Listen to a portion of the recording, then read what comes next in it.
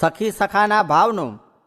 સ્વામિનારાયણ હરે સંવત 1884ના ભાદરવાવદી ચોથને દિવસ સ્વામી શ્રી સહજાનંદજી મહારાજ શ્રી ગઢડા મધ્યે દાદા ખાચરના દરબારમાં આથમણે દ્વાર ઓરડાની ઓસરીએ વિરાજમાન હતા અને સર્વ શ્વેત વસ્ત્ર ધારણ કર્યા હતા અને પાગને વિશે ધોળા પુષ્પના તોરા ઝૂકી રહ્યા હતા અને કંઠને વિશે ધોળા પુષ્પના હાર વિરાજમાન હતા ને પોતાના મુખારવિંદની આગળ પરમહંસ તથા દેશ દેશના હરિભક્તની સભા ભરાઈને બેઠી હતી ને પરમહંસ દુકડ સરોદા લઈને પોતાની આગળ વિષ્ણુપદ ગાવતા હતા. તે સમયમાં શ્રીજી મહારાજ અંતર સન્મુખ દૃષ્ટિ કરીને વિરાજમાન હતા. પછી શ્રીજી મહારાજ એમ બોલ્યા જે હું પ્રેમ લક્ષણા ભક્તિએ યુક્ત આ કીર્તનને વિશે હરિજનનું અંગ કહ્યું છે એવું તો ઝીણાભાઈનું અંગ છે તથા પર્વતભાઈ ને મૂળજી એના પણ એવા અંગ હતા. માટે અમે અંતર સન્મુખ દૃષ્ટિ કરીને વિચારતા હતા અને બીજા પણ સત્સંગમાં એવા અંગવાળા હશે અને જેને પ્રેમ લક્ષણા ભક્તિનું અંગ આવે તેને પંચ વિષયને વિશે પ્રીતિ ટળી જાય છે અને આત્મનિષ્ઠા રાખ્યા વિનાની જ રહે છે. પછી મુક્તાનંદ સ્વામીએ પૂછ્યું નરસિંહ મહેતો તો સખી ભાવે શ્રીકૃષ્ણ ભગવાનને ભજતા ને કેટલાક નારદાદિક ભગવાનના ભક્ત છે તે તો દાસ ભાવે કરીને ભગવાનને ભજે છે. એ બે પ્રકારના ભક્તમાં કેની ભક્તિ શ્રેષ્ઠ જાણવી? પછી શ્રીજી મહારાજ બોલ્યા નરસિંહ મહેતો ગોપીઓ ને નારદ સનકાદિક એમની ભક્તિમાં બે પ્રકાર નથી, એ તો એક પ્રકાર જ છે અને એ દેહ તો પુરુષનો ને સ્ત્રીનો બે માયિક છે ને નાશવંત છે. અને ભજનનો કરનારો જે જીવાત્મા તે પુરુષ પણ નથી ને સ્ત્રી પણ નથી, એ તો સત્તા માત્ર ચૈતન્ય છે. તે દેહ મૂકીને ભગવાનના ધામમાં જાય છે ત્યારે જેવી ભગવાનની મરજી હોય તેવો તેનો આકાર બંધાય છે અથવા એ ભક્તને જેવો સેવાનો અવકાશ આવે તેવો આકાર ધરીને ભગવાનની સેવા કરે છે. અને જે ભગવાનનો ભક્ત હોય તેને જેમ ભગવાનમાં પ્રીતિ હોય તેમજ જો ધન સ્ત્રી આદિક પદાર્થમાં પ્રીતિ થઈ જાય તો એ ભગવાનનો દૃઢ ભક્ત કહેવાય નહીં. અને પરમેશ્વરનો ભક્ત થઈને ભક્તિ કરતા થકા જે પાપ કરે છે તે સત્સંગમાં જ કુવાસના બાંધે છે તે પાપ તો એને વજ્રલેપ થાય છે. અને કુસંગમાં જઈને પરસ્ત્રીનો સંગ કરે તે થકી પણ સત્સંગમાં ભગવાનના ભક્ત ઉપર કુદૃષ્ટિએ જોવાયું હોય તો તેનું વધુ પાપ છે. માટે જેને ભગવાનમાં દૃઢ પ્રીતિ કરવી હોય તેને તો કોઈ જાતનું પાપ પોતાની બુદ્ધિમાં રહેવા દેવું નહીં. શા માટે? જે સત્સંગી હરિજન છે તે તો જેવા પોતાના મા બેન કે દીકરી હોય તેવા છે. અને આ સંસારને વિશે અતિશય જે પાપી હોય તે પોતાના ગોત્રની સ્ત્રીઓને વિશે કુદૃષ્ટિ રાખે છે. માટે જે હરિજનને વિશે કુદૃષ્ટિ રાખે તે અતિશય પાપી છે ને તેનો કોઈ કાળે છૂટકો થાય નહીં. માટે જેને રસિક ભક્ત થવું હોય તેને આવી જાતનું પાપ તેનો ત્યાગ કરીને પછી રસિક ભક્ત થવું. અને સર્વે પાપમાંથી મોટું પાપ એ છે જે ભગવાનને ભગવાનના ભક્તને વિશે દોષ બુદ્ધિ થાય ને તે દોષ બુદ્ધિએ કરીને ભગવાનને ભગવાનના ભક્ત સંગાથે વૈર બંધાઈ જાય. માટે કોટી ગૌ હત્યા કરી હોય તથા મધ્યમાસનું ભક્ષણ કર્યું હોય તથા અસંખ્ય ગુરુ સ્ત્રીનો સંગ કર્યો હોય તે એ પાપ થકી તો કોઈ કાળે છૂટકો થાય.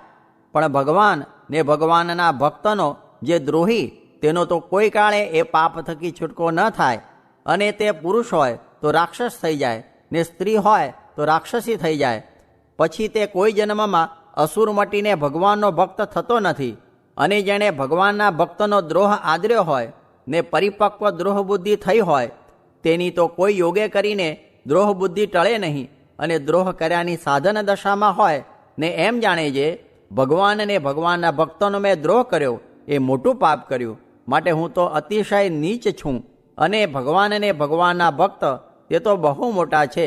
એવી રીતે જે ભગવાનનો ને ભગવાનના ભક્તોનો ગુણ લે અને પોતાને વિશે દોષ જુએ તો ગમે તેવા પાપ કર્યા હોય તો પણ તે નાશ પામે છે. અને ભગવાન પોતાના ભક્તના દ્રોહના કરનારા ઉપર જેવા કુરાજી થાય છે ને દુખાય છે તેવા કોઈ પાપે કરીને દુખાતા નથી. અને જ્યારે વૈકુંઠ લોકમાં જય વિજયે સનકાદિકનું અપમાન કર્યું ત્યારે ભગવાન તત્કાળ સનકાદિક પાસે આવ્યા ને સનકાદિક પ્રત્યે એમ બોલ્યા તમારા જેવા સાધુ છે તેનો જે દ્રોહ કરે તે તો મારા શત્રુ છે. માટે તમે જય વિજયને શાપ દીધો એ બહુ સારું કર્યું. અને તમારા જેવા ભગવદીય બ્રાહ્મણ તેનો તો જો મારો હાથ દ્રોહ કરે તો તે હાથને પણ હું કાપી નાખું, તો બીજાની શી વાત કહેવી. એવી રીતે વૈકુંઠનાથ ભગવાન સનકાદિક પ્રત્યે બોલ્યા ને જય વિજય હતા તે ભગવદીયના અપરાધરૂપી જે પાપ તેણે કરીને દૈત્ય થયા. એવી રીતે જેણે ભગવાનના ભક્તનો દ્રોહ કર્યો છે તે સર્વે મોટી પદવીમાંથી પડી ગયા છે. તે શાસ્ત્રમાં વાત પ્રસિદ્ધ છે. માટે જેને પોતાનું રૂડું ઈચ્છવું તેણે ભગવાનના ભક્તનો દ્રોહ કરવો નહીં. ને જો જાણે અજાણે કંઈક દ્રોહ થઈ ગયો હોય તો પગે લાગી સ્તુતિ કરીને જેમ તે રાજી થાય તેમ કરવું. ઇતિ વચનામૃતમ. એવી રીતે ગઢડા અંત્ય પ્રકરણનું 22મું વચનામૃત જે તે થયું. જીવનો ને દેહનો વ્યવહાર નોખો સમજવો ને એમ ન સમજે તો આ પ્રાપ્તિ ભારે થઈ છે તો પણ દુર્બળતા મનાય, ને ભગવાનની આજ્ઞાથી ગ્રહસ્થાશ્રમ કરે તો પણ નિર્બંધ છે. સ્વામિનારાયણ હરે સ્વામીએ વાત કરી છે, આપણે પોતાના સ્વરૂપને અક્ષર માનવું તે ન મનાય તો પણ સ્થૂળ દેહને પોતાનું માનવું નહીં. ને મહારાજનો મત તો ત્રણેય દેહને ન માનવા ને અક્ષર માનવું. એ તો જેમ બ્રાહ્મણને ગેરજન્મ થયો તે બ્રાહ્મણ, તેમ આપણને ભગવાન મળ્યા તે અક્ષર માનવું. સ્વામિનારાયણ હરે સ્વામીએ વાત કરી છે, કથા કરે, કીર્તન કરે, વાતું કરે, પણ આ દેહ હું નહીં એમ માને નહીં. માટે આઠે પોર ભજન કરવું છે. હું દેહ નથી ને દેહમાં રહ્યો એવો જે હું આત્મા છું, બ્રહ્મ છું, અક્ષર છું, ને મારે વિશે પરમાત્મા પરબ્રહ્મ પુરુષોત્તમ પ્રગટ પ્રમાણ અખંડ રહ્યા છે. તે કેવા છે તો સર્વ અવતારના અવતારી છે, સર્વ કારણના કારણ છે, ને સર્વ થકી પર છે. તે પ્રગટ આ મને મળ્યા તે છે. આ વાતમાં સાંખ્ય અને યોગ બે આવી રહ્યા. સ્વામિનારાયણ રે સ્વામીએ વાત કરી છે, પ્રથમ સાધન દશામાં તો પૂરું જ્ઞાન ન થાય ત્યાં સુધી સુખ પણ ન આવે. તે ઉપર દ્રષ્ટાંત દીધું છે. જેમ થોડો વરસાદ થાય ને નદીમાં નવું જૂનું પાણી ભેળું થાય તે મૂળગું બગડે, પછી ઘણો વરસાદ થાય ત્યારે સર્વે નવું પાણી થાય, તેમ પરિપૂર્ણ જ્ઞાન થાય ત્યારે સુખ થાય. સ્વામિનારાયણ હરે સ્વામીએ વાત કરી છે, ઐશ્વર્ય તો દૈત્યમાં પણ છે. પૃથ્વીનું ટીપણું વાળીને લઈ ગયો, માટે એમાં માલ ન માનવો. સ્વામિનારાયણ હરે સ્વામીએ વાત કરી છે, બ્રાહ્મણનો દીકરો બ્રાહ્મણ કહેવાય, વાણિયાનો દીકરો વાણિયો કહેવાય. તેમ આપણે પુરુષોત્તમની ઉપાસનાનો દેહ બંધાણો તે અક્ષરરૂપ થયા છીએ. માટે પોતાનું સ્વરૂપ અક્ષર માનવું. સ્વામિનારાયણ હરે સ્વામીએ વાત કરી છે, બીજા કોઈને કલ્યાણ કરતાં આવડ્યું નથી. નાળ કરતાં ગળું કર્યું છે, ને બીજા અવતારે એક બે જીવના કલ્યાણ કર્યા છે, ને સત્સંગી ડોશીએ લાખો જીવના કલ્યાણ કર્યા છે. ભગવાનની મૂર્તિ, ભગવાનનું ધામ, ભગવાનના પાર્ષદ ને જીવ એ ચાર અવિનાશી વસ્તુ છે, ને બીજું બધું નાશવંત છે. તેમાં જીવ છે તે બદ્ધ છે. જેમ કોઈકને બેડીમાં નાખ્યો હોય તે નીકળાય જ નહીં, તેમ જીવને પ્રકૃતિરૂપ સ્ત્રી ને સ્ત્રીને પુરુષ એમ પરસ્પર બેડી છે. તે કોઈ ઉપાયથી તૂટે તેવી નથી. તે તો જ્ઞાનથી તૂટે છે, પણ દેહે કરીને ત્યાગ કરેથી તૂટતી નથી. તે ઉપર પાવૈયાનું તથા બળદનું દ્રષ્ટાંત દીધું છે. એને દેહે કરીને ત્યાગ છે, પણ વાસના ટળતી નથી. સ્વામિનારાયણ હરે સ્વામીએ વાત કરી છે, વાસુદેવ હરેનો શબ્દ હર કોઈ બોલે તેથી તરત ઊભું થવાય છે. એમ મોટા કોઈ ક્રિયા સારું બોલાવે તેમાં ન ઉઠાય એ ખોટ કહેવાય. સ્વામિનારાયણ હરે સ્વામીએ વાત કરી છે, વળી રુચિનું વચનામૃત વંચાવીને કહે છે, આ તો ખપવાળાને કહ્યું છે, અને જેને ખપ નથી તે તો લાગ આવે જોઈ લે ને સ્વાદ કરી લે. એને તો એમ જ ભજન થાય છે, ક્યારે લાગ આવે. એવાને તો મહારાજે વચનામૃતમાં લબાડ જેવો ને કૂતરા જેવો કહ્યો છે.